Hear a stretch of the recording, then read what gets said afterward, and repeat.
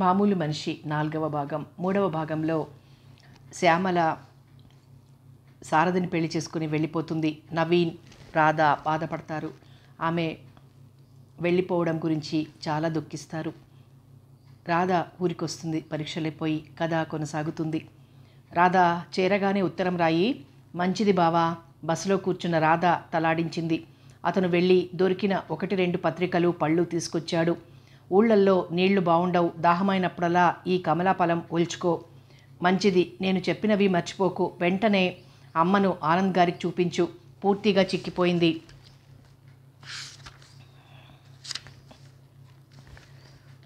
అలాగే అన్నాడు. అమ్మతో చెప్పు, ఇంకో 2-3 వేలు ఎక్కువైనా పర్వాలేదని. నాకిక్కడ స్వాతంత్రం ఉందో లేదో అని మొహమాట పడుతుంది. ఎందుకంటే ఏం చెప్పను. ఆమె చాదస్తాం అనుకో. పెళ్ళికి ఏమైనా చీరలు కావాలా? ఉన్నాయిగా. మీకు కొనాలనుంటే కొనండి. ఇదెక్కడి మనిషి బాబు. ఆడవారు చీరల పేరు చెబితే ఎగిరి గంతేస్తారు. అతను ఆప్యాయంగా చూశాడు. దొరికితే అలాగే చేస్తారు. నేను అడక్కముందే కొనమంటావు. ఆమె కూడా గౌరవభావం ముట్టిపడేలా చూసింది. కండక్టర్ వచ్చి బెల్ కొట్టగానే కలకలంతో బస్సు స్టార్ట్ అయింది. కిటికీలో నుండి రాధ చాపిన చెయ్యి నొక్కి వదిలాడు. రాధ నవీన్ స్పర్శ, గోపి స్పర్శలోని భేదాన్ని బేరీజు వేస్తోంది. గోపి వెనక్కు తిరిగాడు. అతని కృషి ఫలించి ఊరికి ఆర్టీసీ బస్సు వస్తోంది. రోడ్డును చూస్తూ ఇంటిదారి పట్టాడు. అతనికి ఆందోళనగా ఉంది. కమలమ్మ ఆరోగ్యం బాగుండలేదని రాధ చెప్పే వరకు తనకి తెలియనే లేదు. ఇంట్లోకి వస్తూనే మంచినీళ్లు అని కేకవేశాడు. కమలమ్మ నీళ్లు తీసుకునొచ్చింది. పరీక్షగా చూశాడు. పాలిపోయిన ముఖము, మెడ ఎముకలు, దవడ ఎముకలు తేలాయి. ఒంట్లో బాగుండలేదా అన్నది తలొంచి. నీళ్లు తాగి గ్లాస్ ఇచ్చాడు. మరి ఆనంద్ బాబు దగ్గరికి వెళ్ళలేకపోయారా? ఆమె జవాబు చెప్పలేదు. గ్లాస్ తీసుకుని వెళ్ళిపోయింది. అతను ఆమె ప్రవర్తనకు చికాకు పడ్డాడు. కాసేపు చూసి లోపలికి వెళ్ళాడు. వంట ఇంటి గుమ్మంలో మోకాళ్ళ మీద తలపెట్టుకుని కూర్చుంది. ఆమె కళ్ళ నుండి ముత్యాల సరం తెగినట్టు అశ్రుబిందువులు రాలుతున్నాయి. ఏమిటి? ఏం లేదు అన్నది తలెత్తకనే. నేను వెళ్ళి చెబుతాను ఆనంద్తో, వచ్చి చూస్తాడు. వద్దు. అదేం? నా జబ్బేమిటో నాకు తెలుసు. మరి? ఆమె సన్నగా ఏదో గొణిగింది. ఆ మాట అస్పష్టంగా వినిపించినా అతన్ని స్తంభింపజేసింది. ఇద్దరూ చాలాసేపు ఉన్న స్థితిలోనే ఉండిపోయారు. ఒరే గోపి, విన్నావుట్రా? కోటమ్మ వచ్చింది బయట నుండి. అప్పుడు కదిలాడు గోపి. ఏమిటమ్మమ్మా? అదేమిట్రా, జలుబు చేసిందా? అవునేమిటి? సర్దుకున్నాడు. కుమ్మరి మంగి బావిలో దూకిందట్రా. ఎందుకు? బలుపు. ఎవరితో తిరిగిందో కడుపైందట. ఎలా ఉంది? ప్రశ్నలో జీవం లేదు. బ్రతికి బయటపడ్డట్లే. ఎంతో కష్టం మీద డాక్టరు ప్రాణాలు దక్కించాడట. ఎవరు? ఆనంద్ గారేనా? ఆ క్షణంలో డాక్టర్ అంటే గౌరవం కలిగింది. అవును, మాయదారి కాలమమ్మా. ఆవిడింకా ఏదో చెప్పబోయింది. ఏమిటి నీ సోది? ఆమెను భర్త విడిచిపెట్టడం ఆమె తప్ప? మరొకడిని కట్టుకోవాలి కానీ ఈ చాటుమాటు తిరుగుళ్ళు ఎందుకు? చోద్యం కాకపోతే? ఆమె వెళ్ళి బయట వసరాలు కూర్చుంది. ఇరుగు పొరుగులకి వార్త అందించాలని తాపత్రయం. గోపి ఆనంద్ ఇంటికి వెళ్ళేసరికి అతను లేడు. పక్క ఊరు వెళ్ళాడట. స్కూటర్ రావటం ప్రాణాంతకమైందన్నయ్యా. సుధ వచ్చింది. ఎందుకు? పరధ్యాసగా అడిగాడు. ఆ మాత్రం తెలియదా? ఎవరు పిలిచినా కాదనలేరు. అది డాక్టర్ డ్యూటీ కదమ్మా. ఏమిటో సమయానికి తిండి నిద్ర కరువైంది అన్నది. ఇంటికే వస్తాడా? దారిలో క్లినిక్ ఉందిగా. మంగిని చూసొస్తారేమో. మరోసారి మంగి విషయం ప్రస్తావించింది సుధ. ఎప్పటిలా ఆమెతో మాట్లాడలేకపోయాడు. మెల్లగా క్లినిక్ దగ్గరకు వెళ్ళి బయట బెంచి పైన కూర్చున్నాడు. అతని హృదయంలో చిన్న తుఫాన్ లాంటిది చెలరేగింది. అతని మనసు దరిగానని నావలా ఊగిసలాడసాగింది. ఆనంద్ నిర్ణయమే తన నావకు దరి అనుకున్నాడు.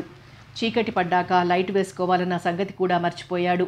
మంగి తల్లి ఎవరితోనో మాట్లాడుతోంది. మొగవెదవలందరినీ దుయ్యబడుతోంది. స్కూటర్ వచ్చి కాంపౌండ్లో ఆగినా గోపి లేవలేకపోయాడు. అతని శక్తినంతా ఎవరో లాగేసినట్టుంది. మనసున్న మనిషికి తన ఆత్మే ప్రతిబింబం. తను ఆనంద్కు ముఖం చూపించగలడా? అతని స్నేహానికి అర్హుడా? చూడు సత్తెమ్మ, ఎవరిని తిట్టినా లాభం లేదు. మనం కొన్ని కట్టుబాట్లు వదిలేస్తే ఎవరైనా ఏమైనా అంటారు. ఈ దరిద్రపు సన్నాసి అట్టా చేస్తుందనుకోలేదు దొరా. నేనేం చెయ్యను? వెడుతూనే మంచివాడిని చూసి మంగికి మారుమనువు చెయ్యి అన్నాడు. బహుశా అతడు మందిచ్చాడేమో. అది గోపి చూడలేకపోయాడు. అతనొచ్చి స్కూటర్ ఎక్కాడు. ఆనంద్ గొంతులో నుండి మాట బయటికి రాలేదు. కానీ స్కూటర్ బయటికి దూసుకుపోయింది. ఎక్కడో గంటలు 10 సార్లు మోగాయి. నీరసంగా నిస్సత్తుగా లేచాడు. ఒక్కొక్క అడుగు లెక్క పెట్టుకుంటూ నడిచాడు. క్లినిక్ నుండి ఇంటికొచ్చేసరికి సాధారణంగా 7 నిమిషాలు చాలు. కానీ అరగంట నడిచాడు. తలుపు దగ్గర కునికిపాట్లు పడుతూ కూర్చుంది కమలమ్మ. ఒంట్లో బాగుండకపోతే పడుకోకూడదు, మనసులో బాగులేకపోతే బయట తిరగాలా? ఆనంద్ కోసం కూర్చున్నాను. లేడా? అన్నాడు. ఆమె లేచాక ఇంట్లోకొచ్చి బట్టలు మార్చుకుని భోజనానికి కూర్చుంటే అన్నం చేదుగా రుచించింది. చెయ్యి కడిగి లేచొచ్చి మంచం మీద వాలిపోయాడు. మరో 5 నిమిషాలకు లైట్లు ఆరిపోయాయి. ఇంటా బయట ఇంట్లోని మనుషుల మనసుల నిండా చిక్కటి చీకటి అలుముకుంది. వెలుతురు కోసం చూస్తూ అలమటించే మనుషులకు వారు కోరుకునే వెలుతురు వస్తుందా? అది కాలం నిర్ణయిస్తుందా? ఏమో. ఒడలిపోయిన తోటకూర కాడలా బండి దిగుతున్న తల్లిని చూసి రాధ అదిరిపోయింది. ఎదురొచ్చి తల్లిని వాటేసుకుంది. అమ్మా, ఏమైందమ్మా?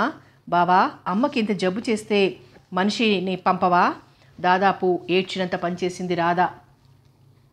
నాకేం కాలేదు రాధా అన్నది. కానీ దుఃఖం ఉధృతంగా వచ్చింది.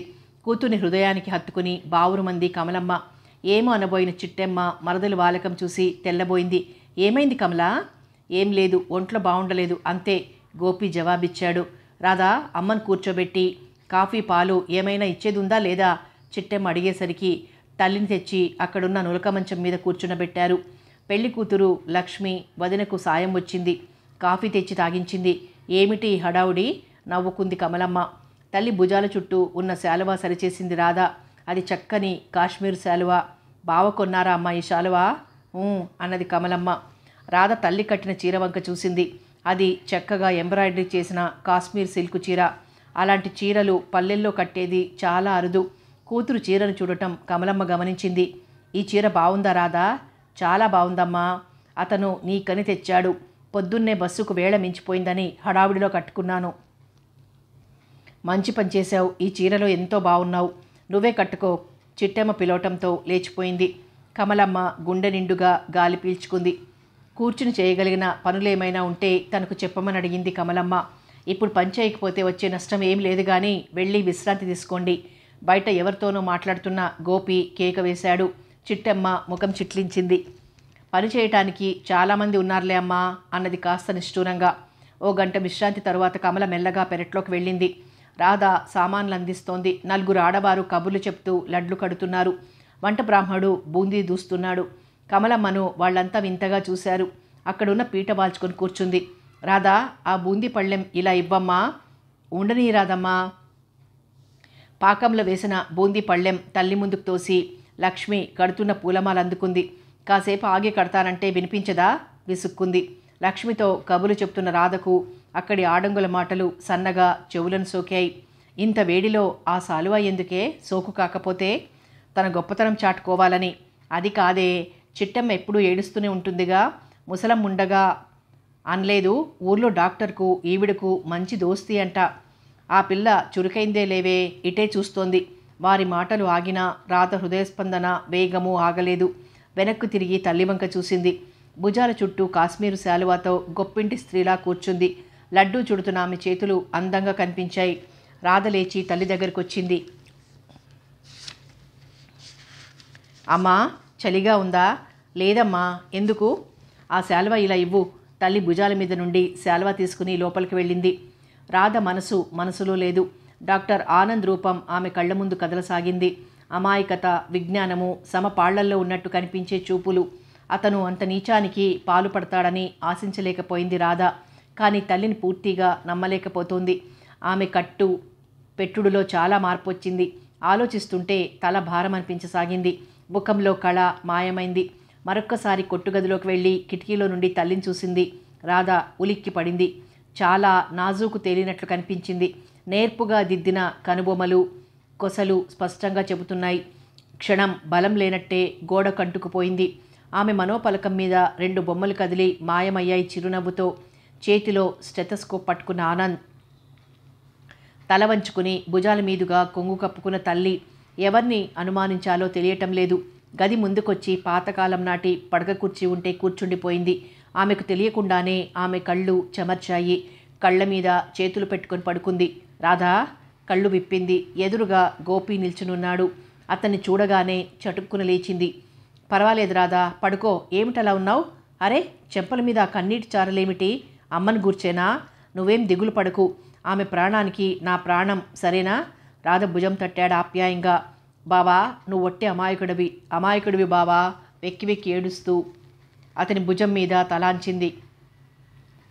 ఆనంద్ కొడుకు బాబును లాలించినట్టే లాలించాడు గోపి. ఇద్దరిని ఆ స్థితిలో చూసిన చిట్టెమ్మ చిన్నగా నవ్వుకుంటూ వెళ్ళిపోయింది. మర్నాడు లక్ష్మి వివాహమైంది. పెళ్లి కొడుకు ఎలక్ట్రికల్ సూపర్వైజర్ అట. తిండి గింజలకు సరిపడే పొలం, ఇల్లు ఉన్నాయి. అందరూ గోపిని అభినందించారు. నీది చాలా గొప్ప హృదయం గోపి. ఇల్లరికం పోయినా ఇంటిని, నీ వారిని మరువలేదు. ఒకతను కౌగిలించుకున్నంత పనిచేశాడు. అవును గోపి, నువ్వు సహాయం చేయకపోతే మీ వాళ్ళు ఇలాంటి సంబంధం తెచ్చేవారా? నీ తరహా వేరు. మా కొడుకులు ఉన్నారు చూడు, అటు తలంబ్రాలు దులుపుతూనే ఇటు అత్తవారింటికి ప్రయాణమవుతున్నారు. నిన్ను కన్న తల్లి ధన్యురాలయ్యా. అవునవును, అందరూ ఏకీభవించారు. చిట్టెమ్మ కళ్ళొత్తుకుంది. రాధ గర్వంగా అతని వంక చూసింది.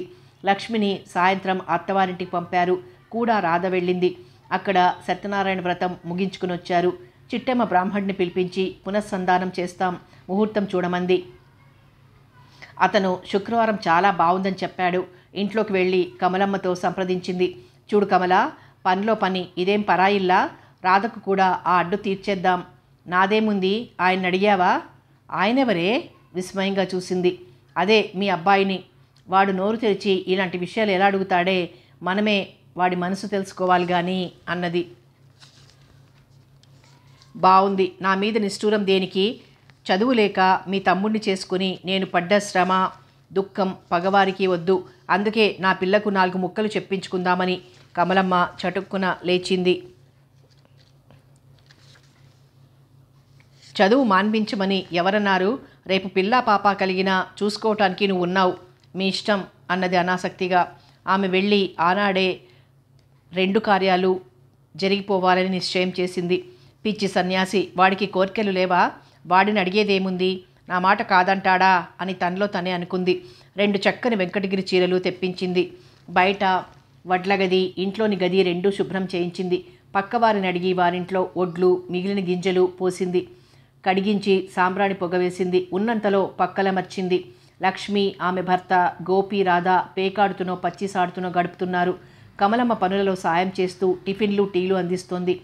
గురువారం మధ్యాహ్నం గోపి తల్లి దగ్గరికి వచ్చాడు. అమ్మా, నేను వెళ్ళిపోతాను. అక్కడ పనులు ఎక్కడివి అక్కడే వదిలేశాం. అమ్మమ్మకి ఇంట్లో దొంగలొచ్చినా తెలియదు అన్నాడు. ఆమె నవ్వింది. అంతగా అవసరం అనుకుంటే తమ్ముడిని తోడిచ్చి మీ అత్తను పంపిస్తాను. పాటిబండకు. నువ్వు మాత్రం సోమవారం వరకు ఇక్కడే ఉండాలి. రాధ ఉంటుంది కదా, నా మాట విను. మీరిద్దరూ ఉండాలి. పాటిబండలో నువ్వు యజమానివేమో కానీ ఇక్కడ మాత్రం నేను చెప్పినట్టు వినాలి, తెలిసిందా అని ఇక మాట్లాడడానికి ఏం లేదన్నట్టు వెళ్ళిపోయింది. అతను పెళ్లి కుమారుడు పిలవటంతో వెళ్ళిపోయాడు.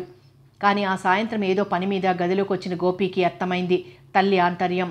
బయట లోపల 2 గదులు అలంకరించారు. అతను ఇబ్బందిగా కదిలాడు. ఇలాంటి విషయాలు తల్లితో చెప్పడానికి మొహమాట పడ్డాడు. అతను 5 నిమిషాలు నిల్చుని బయటికి వెళ్ళిపోయాడు. చిట్టెమ్మ ఉత్సాహం అంతా ఇంత కాదు. లడ్లు ఇంకా పిండి వంటలు ఉన్నా మళ్ళీ తాజాగా జాంగ్రీ చేయించింది. 2 కేజీల మల్లె మొగ్గలు తెప్పించింది. ఈ ఊరిలో పూలజడ వేయగలది ఒక్కతే కర్ణం విధవ చెల్లెలు నాగమణి. శుక్రవారం ఉదయమే వాళ్ళింటికి వెళ్ళి ఆమెను వచ్చి పూలజడలు వేయమని చెప్పి వచ్చింది. కొడుక్కి గందరగోళం ఇష్టం ఉండకపోవచ్చని పేరంటాండను మాత్రం పిలవలేదు. మధ్యాహ్నం అందరూ భోజనాలు చేసి విశ్రాంతి తీసుకున్నారు. ఉన్నట్లుండి కమలమ్మ విరుచుకు పడిపోయింది. రాధ పరిగెత్తి అత్తను పిలిచింది. చిట్టెమ్మ పరుగుల మీదొచ్చింది. స్పృహ తప్పినట్టుంది. శ్వాస తీవ్రంగా ఆడుతోంది.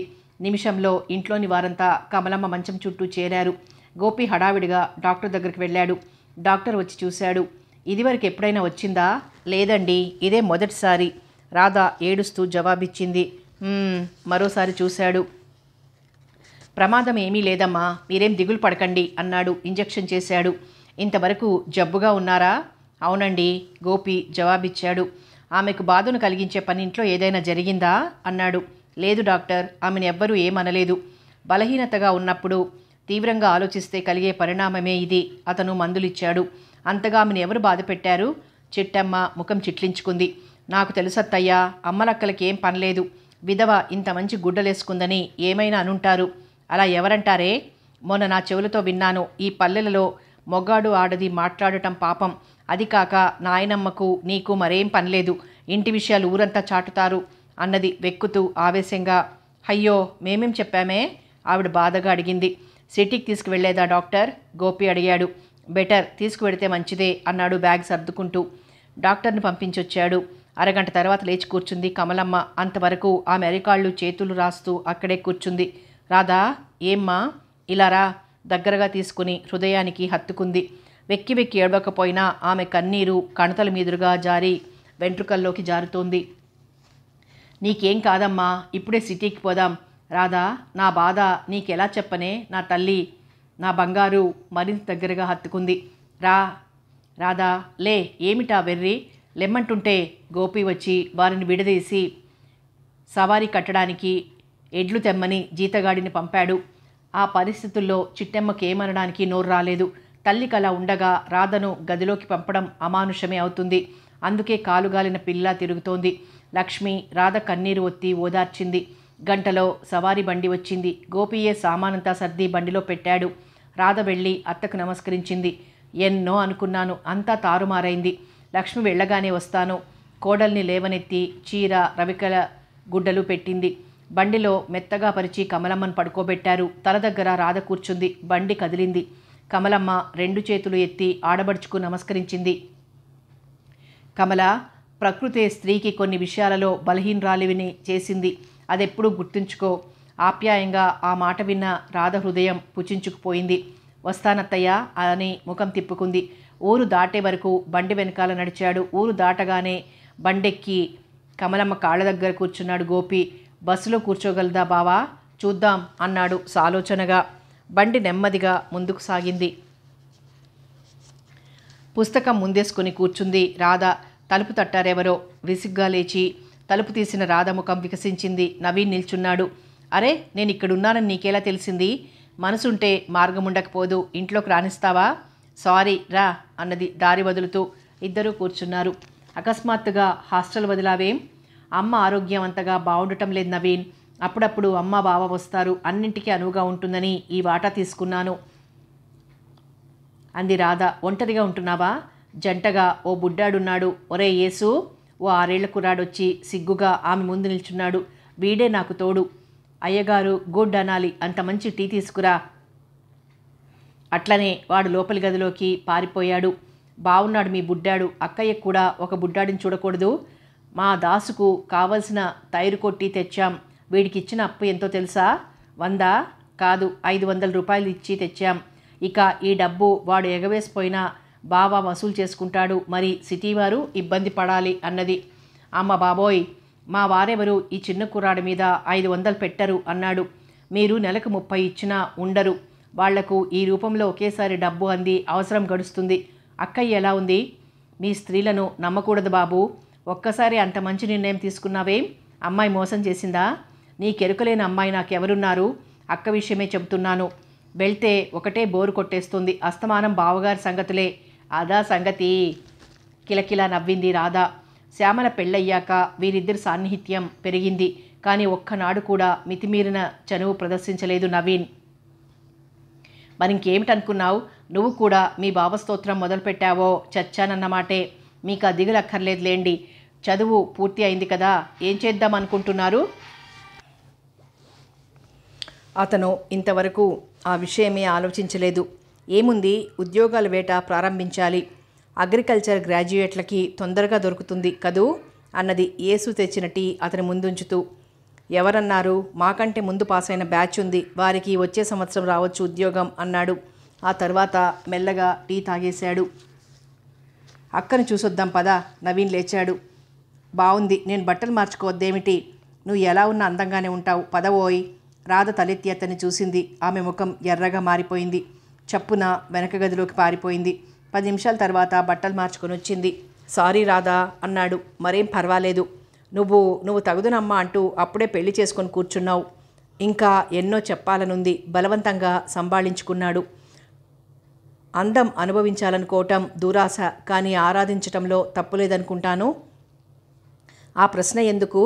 నేను ఎప్పుడైనా నన్ను నేను మర్చిపోగడితే అన్యదా భావించవద్దని ప్రార్థన. మీ ప్రార్థన ఆలకించాం. థ్యాంక్ యూ రాధా అన్నాడు. ఇద్దరూ బస్ ఎక్కి శ్యామల ఇల్లు చేరారు. రామ్మా రాధా, రా, నల్లపూసవైపోయావు, కూర్చుని కబుర్లు చెప్పుకుంటూ ఉండండి, 5 నిమిషాల్లో వస్తాను. ఆమె లోపలికి వెళ్ళింది. ఇద్దరూ డ్రాయింగ్ రూమ్లో కూర్చున్నారు. పనికుర్రాడు పిల్లల్ని తీసుకుని షికారుకు వెళ్ళాడు. 10 నిమిషాలు గడిచాక జుట్టు విప్పుతూ వచ్చింది. ఏమర్రా, పలహారం చేస్తారా? ఆయన వచ్చాక అందరం చేద్దామా? బావన్ రాని అక్క అన్నాడు. గుడ్, మీరు పేపర్ చూస్తుండండి, 5 నిమిషాల్లో బట్టలు మార్చుకుని వస్తాను. ఆయనకు జిడ్డు ఓడుతుంటే మహా చికాకు. మళ్ళీ లోపలికి వెళ్ళిపోయింది. నవీన్ బల్ల మీదున్న ఇండియన్ ఎక్స్ప్రెస్ తీసి రాధ చేతికిచ్చాడు. ఎందుకు? అక్క చదువుతూ ఉండండి అనలేదు? రాధ పకాలను నవ్వింది. చదువుతూ అనలేదు, చూస్తుండమంది. మీరు చూడండి, మీరు చూస్తున్నారో లేదో గమనించి అక్కతో చెబుతాను.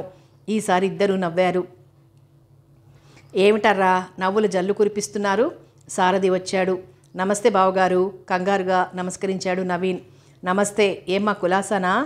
కులాసానేనండి. కూర్చుని బుట్లు విప్పుకున్నాడు. శ్యాము, వస్తున్నాను. శబ్దం వచ్చిన మరో 2 నిమిషాలకు శ్యామల వచ్చింది. చక్కగా ముస్తాబాయి ఉంది. మీరు లేవండి, మీకోసం వాళ్ళు పలహారం చెయ్యలేదు. అతని బూట్లు షూరాక్ పైనుంచింది. ఇద్దరూ ఇంట్లోకి వెళ్ళిన 10 నిమిషాలకు వీరికి పిలుపు వచ్చింది. అందరూ కూర్చొని పలహారం చేశారు.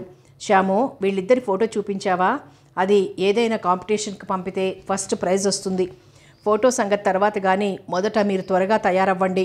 కారు తీసుకుని కన్నన్ వస్తానంటూ చెప్పాడు కదా. నోనో, ఇవాళ బాగా అలసి ఉన్నాను. అతను వెనక్కి జారగిలబడి కూర్చున్నాడు. కారు కొంటున్నారా అక్క? అవునరా, మీ బావగారి చేతిలో డబ్బుంటే మంచినీళ్ళలా ఖర్చు చేస్తారు. కారంటూ ఉంటే ఓ వస్తువైనా పడుంటుంది. ఆమె చెప్పేది సరిగ్గా వినిపించుకోలేదు అతను. నవీన్, ఏమిటి నీ ఫర్దర్ ప్రోగ్రామ్? ఇంకా ఏమీ ఆలోచించలేదు. అలా కాదోయ్, పటాన్ చెరువు దగ్గర ఎక్స్పెరిమెంటల్ ఫార్మింగ్ ఉంది. అక్కడ హ్యాడ్సన్ అని నా మిత్రుడున్నాడు. రేపు వెళ్ళి ఒకసారి కనిపించు. అలాగే బావగారు, అక్కడ జాబు టెంపరరీ, అది నిలబెట్టుకోవటం నీ వంతు. అక్కడ నీ జాబ్ పర్మనెంట్ అయ్యేది నీ ఎఫిషియన్సీ మీద ఆధారపడి ఉంటుంది. అతని మాట పూర్తి కాకముందే బయట కాలింగ్ బెల్ వినిపించింది. అతను లేచి వెళ్ళిపోయాడు. బావ వచ్చినప్పుడల్లా చెబుతాడు, ఆ ఫోటో చూపవేమక్కా? నవీన్ అడిగాడు. శ్యామల గంభీరంగా ముఖం పెట్టింది. ఆ ఫోటో విషయం చర్చించడం ఇష్టం లేనట్లు లేచింది. శ్యామక్క, నేను చూడొచ్చా? రాధ అడిగేసరికి తప్పించుకోలేకపోయింది. తెచ్చి చూసింది. ఆ ఫోటో చూసిన రాధ ముఖం అరుణవర్ణం దాల్చింది. దాన్ని ఎవ్వరూ ఇద్దరు స్నేహితుల ఫోటో అనుకోరు. ఏది? రాధ భుజం మీదుగా చూసిన నవీన్కు క్షణం గుండె ఆనందంతో ఆగినట్టయింది. అరే అన్నాడు అప్రయత్నంగా. ఫోటో అక్కడే వదిలి శ్యామల వెంట గదిలోకి వెళ్ళింది రాధ. ఆ ఫోటో భద్రంగా తీసి దాచాను రాధా. మన మనసులు నిర్మలంగా ఉన్నా అంతగా భయపడాలక్క.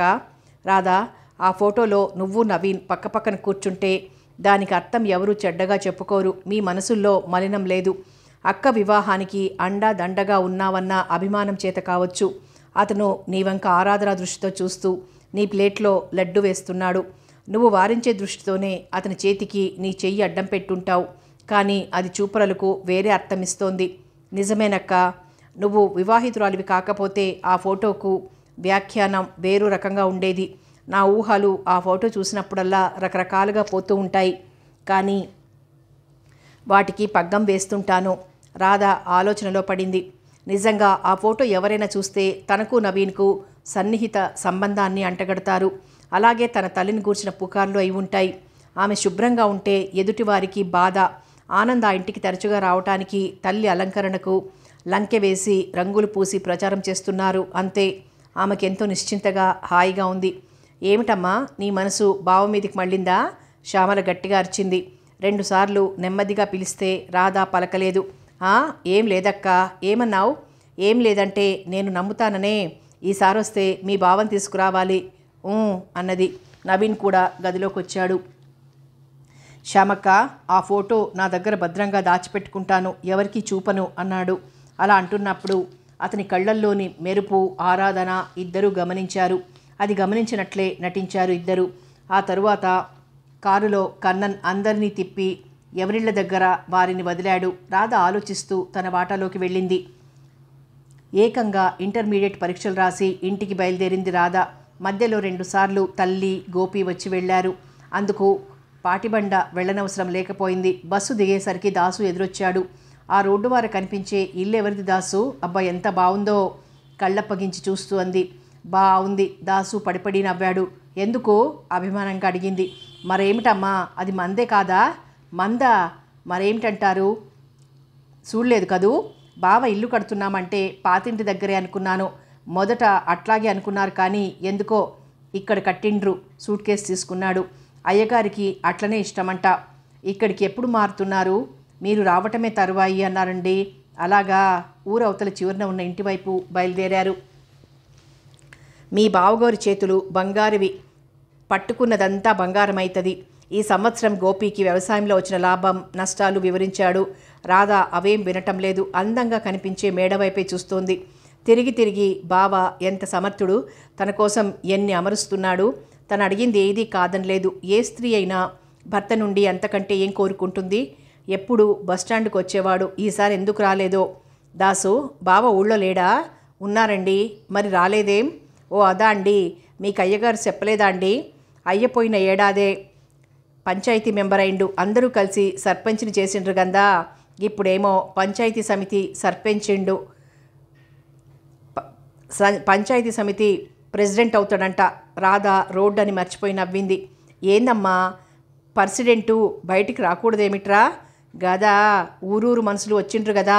కమలమ్మకైతే దమ్ము తీసుకునేందుకు మోకలేదనుకో. దాసు చెప్పిన దాంట్లో అబద్ధం కానీ అతిశయోక్తి కానీ లేదు. ఇంటి ముందు జనం కిటకిటలాడిపోతున్నారు. పెరటి ద్వారం గుండా ఇంట్లోకి వెళ్ళింది. వచ్చావా రాధమ్మా?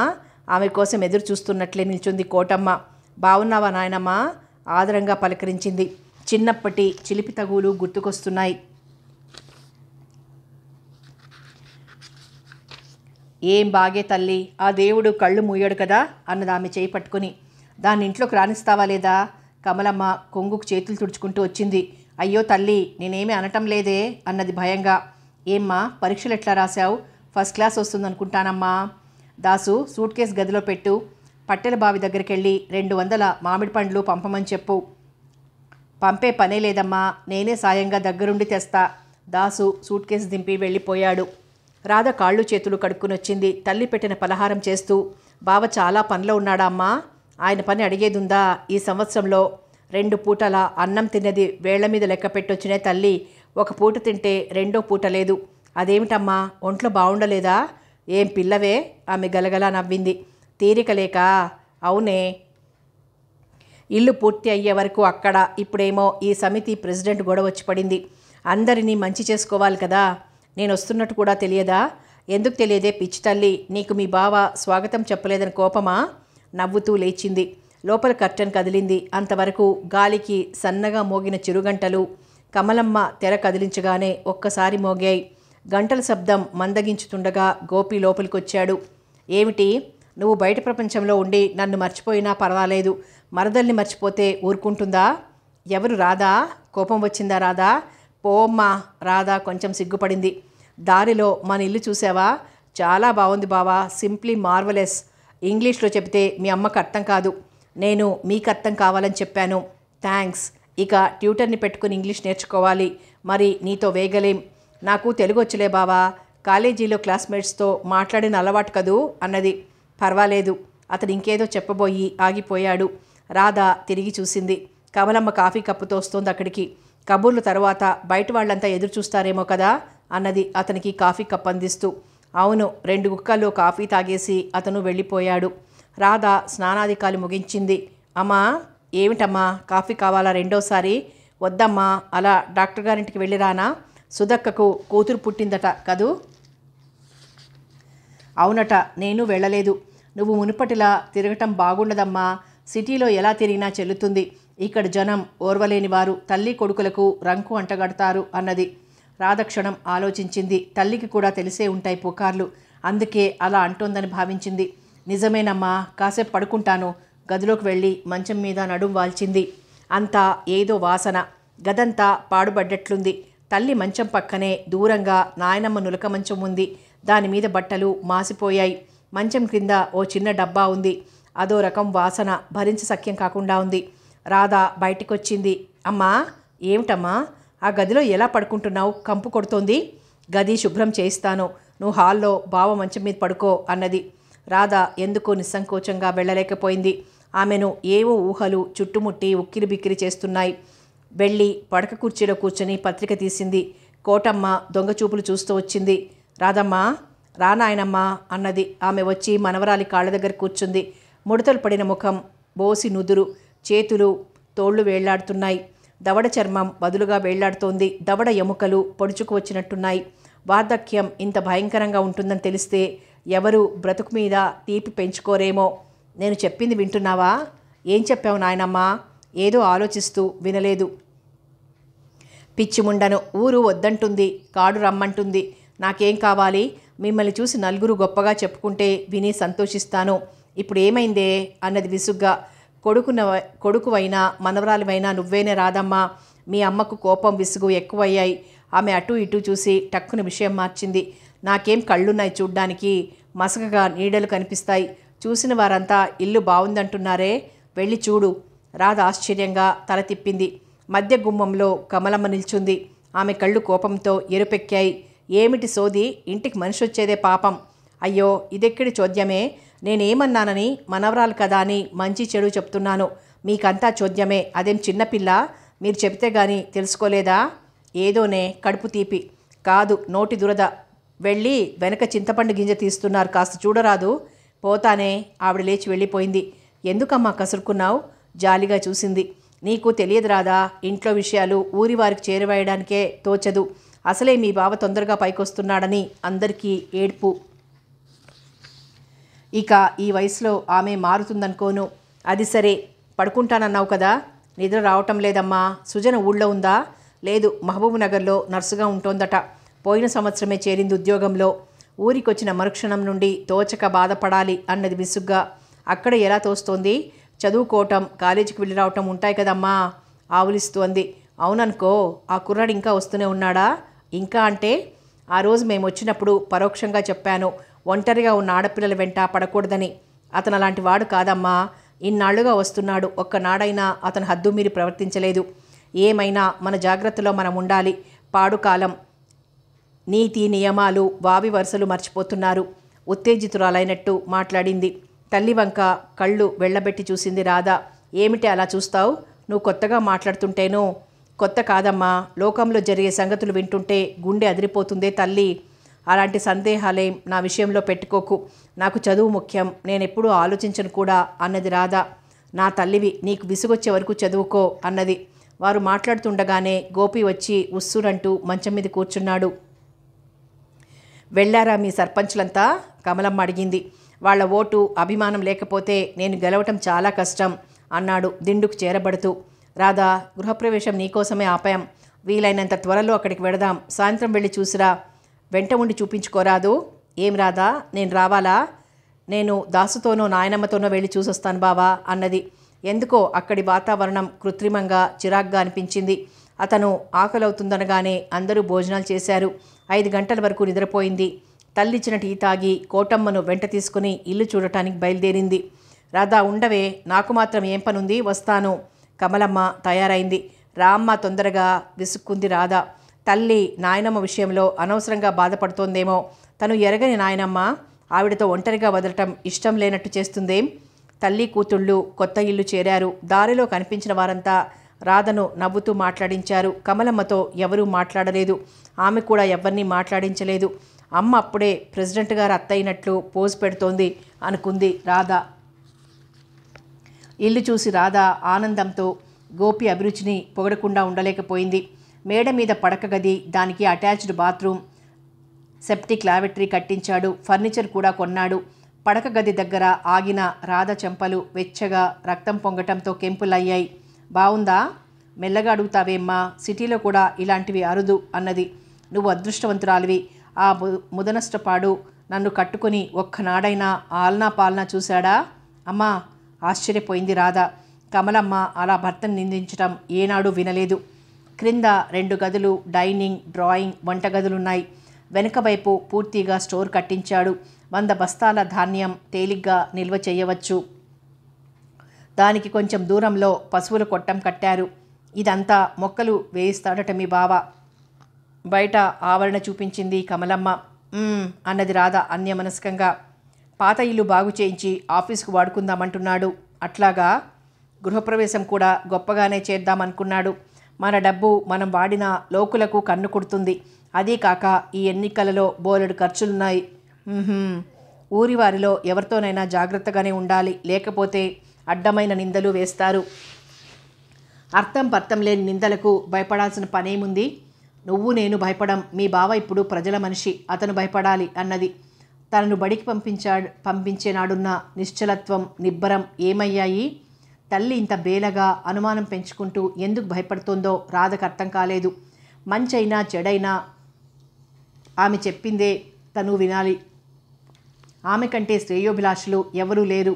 తనకు తల్లి చెప్పిన విషయాలు శ్రద్ధగా విన్నది మరోసారి. గృహప్రవేశం తరువాత బంధువులంతా వెళ్ళిపోయారు. చిట్టెమ్మ, లక్ష్మి మాత్రం మర్నాడు ప్రయాణం పెట్టుకున్నారు. అందరికీ అలసటగా ఉంది. రాధ, లక్ష్మి పడుకుని కబుర్లు చెప్పుకుంటున్నారు. రాధ కబుర్లు వింటున్న లక్ష్మి ఒక నిట్టూర్పు వదిలింది. ఈ పిల్ల మాటల్లో పసితనం పోలేదు అనుకుంది. చిట్టమ్మ మెల్లగా మరదల దగ్గరికి చేరింది. కమల, ఇంకా ఆలస్యం పనికిరాదు. ఏ విషయం గురించి అంటుందో కమలమ్మకు తెలుసు, కానీ తెలియనట్టే నటించింది. ఏమంటున్నారు? అదేనే, మంచి రోజు చూసి అడ్డు కాస్త తొలగించుకుంటే. వాళ్ళకి లేని తొందర మనకెందుకు వదినా? ఈ ఇంట్లో మీ అబ్బాయికి అడ్డేముంది? అతనికి ఇష్టమైతే భార్యను పిలుచుకుపోలేని అసమర్థుడా? నువ్వు అనేదేమిటే? ముఖం చిట్లించింది. గదిలోకి నెట్టి తలుపులు వేసి తమాషా చూసే కాలం పోయింది వదిన. అతని అభిరుచులకు అనుగుణంగా అన్నీ అమర్చుకున్నాడు. కాసేపు ఆగింది. తనకు ఇష్టమైన రోజు అమ్మాయిని పిలుస్తాడు. ఆఖరి మాట ఎంతో కష్టంగా అంది. అంతేనంటావా? చిట్టెమ్మ ఆలోచనలో పడింది. నిజానికి తన కొడుకేం చిన్న కుర్రాడా? అనుభవం లేనివాడు, అంతకంటే కాడు. తనే అమాయకంగా తాపత్రయపడుతోంది. ఆ మర్నాడు కోడలిచ్చిన కొత్త బట్టలు తీసుకుని వెళ్ళిపోయింది. రాధ మర్నాడు 6ంటికి మేలుకుంది. మెల్లగా లేచి బయటకొచ్చింది. ఖాళీ కప్పుతో కమలమ్మ మేడ దిగుతోంది. రాధా, రోజు రోజుకు చిన్నపిల్లవైపోతున్నావే. నేను మేడపైకి వెళ్ళి ఆయనకి కావలసినవి కనుక్కుందామన్నా లోకులకు భయపడాలి. తలా తోకాలేని విషయం రాధకు అర్థం కాలేదు. ఏమిటమ్మా, ఏమైంది? మీ ఆయనకి తలనొప్పట, కాఫీ కావాలన్నా ఇచ్చేవారు లేరు అన్నది. రాధ చాలా నొచ్చుకుంది. 2 మెట్లెక్కుతూ పైకి వెళ్ళింది. గదిలో వేసిన డబుల్ కాట్పై దొర్లుతున్నాడతను. తను నిజంగా అతనికి అన్యాయమే చేస్తోంది. దగ్గరగా వెళ్ళి అతని నుదుటిపై చేయి వేసింది. కళ్ళు విప్పి చూశాడు గోపి. ఓ, నువ్వా రాధా? తలనొప్పి ఎలా ఉంది? తగ్గిందా? తగ్గిపోతుందిలే, అలసట వల్ల వచ్చింది. మృదువుగా ఆమె చెయ్యి తొలగించాడు. ఆనంద్ గారికి కబురు చెయ్యనా? వద్దు, అదే తగ్గిపోతుంది. బావా, ఆనంద్ గారు మీరు ఏమైనా తగాదా పడ్డారా? లేదే, ఎవరన్నారు? మొన్న గృహప్రవేశం రోజు వారు చాలా ఫార్మల్గా ప్రవర్తించారు. చదివేస్తే ఉన్నమతి పోయిందట. అలా ఉంది నీ వ్యవహారం. తలనొప్పి తగ్గటానికి మందో మాకో రాస్తావనుకుంటే మరి కాస్త ఎక్కువ కావటానికి ఊళ్ళో విషయాలు అడుగుతున్నావు. మరో కప్పు వేడి కాఫీతో వచ్చిన కమలమ్మ కసురుకుంది. సందర్భం వచ్చిందని అడిగాను. అమృతాంజనం రాయనా బావా? అక్కర్లేదు రాదా, ఆమె హడావిడి చేస్తుంది అనవసరంగా. నువ్వు వెళ్ళి ముఖం కడుక్కుని కాఫీ తాగు అన్నాడు ఆప్యాయంగా వీపు తడుతూ. చివరికి మీరు ఒక్కటే, నాదే నా హడావుడి. చిరుకోపం ప్రదర్శిస్తూ కాఫీ అతనికి ఇచ్చింది. దిండ్లకు ఆనుకొని కాఫీ తీసుకున్నాడు. రాధ మెల్లగా మేడ దిగి వచ్చింది. శారీరకంగా దగ్గరగా కానిదే, తామిద్దరి మధ్య ఉన్న చనువు వృద్ధి చెందదేమో, అతనికి దగ్గరగా వెళ్ళలేదేమో. అలాగే డైనింగ్ హాల్లో కూర్చుంది. కాఫీ తాగావా? కమలమ్మ వచ్చి అడిగింది. ఓ, ఇంకా బ్రష్ చేసుకోలేదమ్మా. దగ్గరగా వచ్చి కూతురి భుజం మీద చేయి వేసిందామే. నేనేదో అన్నాన్ని కోపం వచ్చిందా రాధా? అందరికీ మీ బావ ఇంత చిన్న వయసులో పైకొస్తున్నాడని కోపం, అసూయ, అంతకంటే మరేం లేదమ్మా. నేను ఆనంద్ బాబు, సుధక్క అలాంటి వారు కారనుకున్నాను. ఆ విషయం ఆలోచించుకుని మనసు పాడు చేసుకోకు. పంతులు గారింట్లో సత్యనారాయణ వ్రతమట, తయారై వెళ్ళు అన్నది. రాధ ముఖం కడిగి కాఫీ తాగి తయారైంది. తల్లి ఇచ్చిన నగలు వేసుకుని బయలుదేరింది. పంతులు గారింట్లో అందరూ తనను జాలితో చూసినట్లు అనిపించింది. వారు మాట్లాడిన మాటల్లో ఆప్యాయత కంటే ఎత్తిపొడుపు కనిపించింది. అక్కడ ఉండాలనిపించలేదు. కనకలత రాలేదా పిన్ని? నీకంటే అన్ని విధాలా చూసుకునే తల్లుంది. దాని మొగుడిని అదే చూసుకోవాలి కదటమ్మా. పాపానాం పాప భస్మానాం. పంతులు గారి తల్లి పదునుగా జవాబిచ్చింది. భోజనం చేసి వెళ్ళమ్మా. పంతులు గారు మాత్రం అదే ఆప్యాయత కనబరిచారు. వద్దండి, బావకు ఒంట్లో బాగుండలేదు. ప్రసాదం తీసుకుని బయలుదేరింది. త్వరగా ఇంటికి వెళ్ళాలనిపించలేదు. వెళ్ళక చేసేది కూడా ఏం లేదు. అప్రయత్నంగా ఆమె కాళ్ళు ఆనంద్ ఇంటి వైపు దారితీశాయి. ఆ ఇంట్లో కూడా చాలా మార్పులు జరిగాయి. ఇంటి ముందు కొత్తగా కుండ్లు వెలిశాయి. వెళ్ళి కాలింగ్ బెల్ నొక్కింది. ఏమిటి అప్పుడే వచ్చారు అన్న మాటతో పాటు తలుపులు తెరుచుకున్నాయి. ఆనంద్ గారు అనుకున్నావా అక్క? అవును అన్నది సంభ్రమం నుండి తేరుకుని. ఎవరొచ్చినా తలుపులు దబదబా బాధేస్తుంటారు. మీ బావ మా వారు తప్ప. నువ్వు కొట్టిన బెల్ అచ్చం ఆయన కొట్టినట్లే ఉంది. ఆనంద్ గారు బెల్ ఎలా కొడతారో కూడా గుర్తుంచుకుంటావా అక్క? మాయదారి మొగ మనసులు రాదా, వాళ్ళని ఎన్నో కళ్ళతో కాపాడుకోవాలి. ఆడ మనసులు చలించవా? పాప బాబు ఏరి? బాబును కాంపౌండర్ గారి భార్య పెట్టిన నర్సరీకి పంపాం. వాడి అల్లరి భరించడం కష్టంగా ఉంది. పాప ఇప్పుడే నిద్రపోయింది. మా ఇంటికి ఎలా దారి దొరికింది? దారి దొరకలేదు, వెతుక్కుంటూ వచ్చాను అన్నది నవ్వుతూ. టీ కలిపి తెచ్చింది సుధా. ఇద్దరూ కబుర్లు చెప్పుకుంటూ టీ తాగారు. మరో 10 నిమిషాల తర్వాత రాధ లేచింది. మళ్ళీ వస్తాను. రాధా, ఒక్క మాట అడిగేదా? అడగక్క. నీకు ఈ వివాహము భర్త అంటే ఇష్టం లేదా? నేను అలా అనలేదే. మరి నీ భవిష్యత్ కార్యక్రమం ఏమిటి? అంటే అర్థం కాలేదా? కానట్టు నటిస్తున్నావా? ఇంటర్ రిజల్ట్స్ కాగానే ఏం చేస్తావు? డిగ్రీ కోర్సులో చేరుతాను. ఆ మాట ధైర్యంగా అనలేకపోయింది. చదువుకోవాలనే ఆశ అందరికీ ఉంటుంది రాదా, కానీ అవకాశం ఉందన్న సంగతి తెలుసుకో. నీదింకా చదువుకునే వయసే, కానీ గోపిది కాదు. అతను అడ్డదారులు తొక్కితే అది నీ తప్పే అవుతుంది. ఇంట్లో భార్య ఉండగా బయట తిరిగే మగవారున్నారు. గోపి అలాంటి వాడు కాడు. అలా మారితే కారణం నువ్వే. రాధకు అప్రయత్నంగా కళ్ళ నీళ్ళొచ్చాయి. సుధ చూడకుండా ఒత్తుకోవాలనుకున్న ప్రయత్నం వృధా అయింది. రాధ చటుక్కున వచ్చి ఆమె తలను హృదయానికి హత్తుకుంది. సుధ, నీ మనసు కష్టపెడితే క్షమించు రాధా. లేదక్క, నేనేం చెయ్యను. సుధకు విషయం తెలుసు. 5 నిమిషాలు మౌనంగా గడిచాయి. రాధా, నువ్వు అతనితో చాలా క్లోజ్గా తిరుగు. మిగతా విషయాలు వాటంతట అవే సర్దుకుంటాయి. మంచిదక్క అన్నది. వెచ్చటి రక్తం పొంగులా వచ్చిందేమో. తల వంచుకుంది. కొందరు అమ్మాయిలు పమిట వెయ్యగానే కొన్ని విషయాలలో మాలాంటి వారికి పాఠం చెబుతారు. నువ్వు ఉత్త అమాయకురాలివి. ఈ విషయంలో కాస్త అందంగా ఆకర్షణీయంగా పోక్క. కాదు రాదా, కొన్ని కెమికల్స్ చూడు ఎంత త్వరగా రియాక్ట్ అవుతాయో. మరికొన్ని చూడు, వేడి చెయ్యాలి లేదా ఉత్ప్రేరకం వెయ్యాలి. పో, నువ్వు ఇలాగే మాట్లాడితే నేను వెళ్ళిపోతాను. ఒక్క 5 నిమిషాలుండు. నీతో మాట్లాడుతూ రొట్టెలు కాల్చలేదు. మా అమ్మాయి లేచిందంటే నన్ను పని చెయ్యనివ్వదు. 3 అంటే 3 రొట్టెలు. అలాగే ఉయ్యాల దగ్గర కూర్చుని కుర్చీ లాక్కొని కూర్చుంది. అక్క, వంట మనిషిని పెట్టుకోరాదు. ఆ మాట గోపిగారు చాలాసార్లు ఆయనతో చెబితే ఏమన్నారో తెలుసా? వంటావిడ వస్తే నేను లావైపోతానట. రాధ పక్కున నవ్వింది. ఓ చిన్న కుర్రవాడినైనా పెట్టుకోవచ్చుగా. ఉన్నాడుగా. నేనే బాబు దగ్గరుండమంటాను. వాడింకా చిన్న కుర్రాడు కదా. ఒకటికి వచ్చినా చేసినా తీసుకువెడతాడు అన్నది. ఆమె పని పూర్తయ్యాక ఇంటికి బయలుదేరింది. ఒంటరిగా వెళ్ళగలవా రాధా? ఈ ఊరు నాకు కొత్త అక్క. బయట మహా ఎండగా ఉంది. అయినా బయలుదేరింది. ఈ పాటికే తల్లి ఎదురు చూస్తూ ఉంటుంది. ఆమె ఇల్లు చేరేసరికి గోపి అన్నం తింటున్నాడు. రారాదా, ఎలా ఉంది పేరంటం? బోరుగానే ఉంది. నేను అనుకుంటూనే ఉన్నాను. భోజనం కూడా చేయనట్టున్నావు. రా చేద్దువు గాని అని పిలిచాడు. ఆ పిలుపులో ఆప్యాయతే ఉంది. మరే భావం కనిపించలేదు. బట్టలు మార్చుకుని వచ్చి అతని ఎదుట కుర్చీలో కూర్చుంది. కమలమ్మ కంచం తెచ్చింది. మీ మాస్టారు భోజనం చేయకుండా వదిలారేం? చేయమన్నారు, కానీ నువ్వన్నమాట నిజం. అందరికీ మన మీద ఏదో మనసులో ఉందమ్మా. ఏమన్నారే? ఆదుర్దాగా అడిగింది. మీ ఆడవారికి పనేముంది? చింత చెట్టు మీద పిట్ట రెట్టవేయటం కూడా ఓ విశేషమే. రాధ కన్నం పెట్టండి. గోపి కసురుకున్నాడు.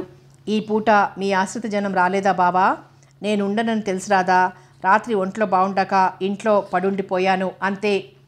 అతను వెళ్ళాక తను భోజనం కాగానే ఒక్కపూట తీసుకుని పైకి వెళ్ళింది.